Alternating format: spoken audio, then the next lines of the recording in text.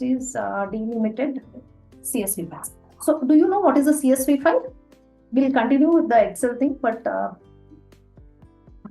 like how to create a CSV file. Do you know about this one? So what is a CSV file? What's the full form of CSV? What is the full form of CSV? Comma separated values. Comma separated values. Okay. So CSV stands for comma separated values. So whatever you have, these values are. Okay. So now what I'll do is I will just add these two values. Okay. Now this is going to be sum of D2 to E2. Okay. So what I can do is I can just drag and drop this down. So here you can see this is now going to be sum of D2 to E2. This will be sum of D3 to E3. This will be D4 to E4, so on and so forth. Correct? So here it is D10 to E10. Why is this? So here it is J4 divided by A3. Okay. Here what is happening? J4 divided by A4.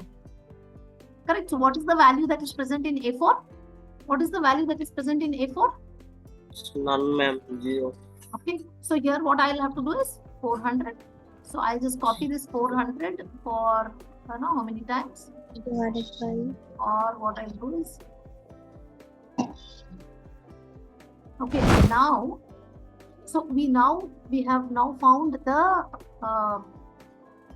percentage. Okay. Next is, let's say, I want to find out if the student has passed the exams or no. Okay. Now, of course, if you change the value, this value is changed. So what I'll do is, okay. Next is, I want to find out if this particular student has passed or failed. So how do I do that? Okay. So one simple way is I can use the if statement.